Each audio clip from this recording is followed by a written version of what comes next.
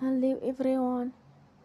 Today we talk about how to fix the app of DeFacto. We will go to settings, then we click on apps. After that we will search the app DeFacto,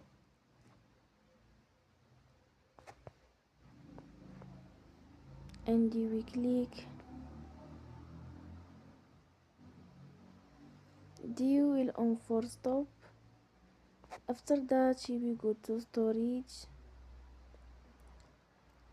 then we click on clear cache.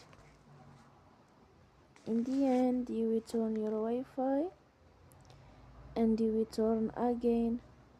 Don't forget to support us by like and subscribe.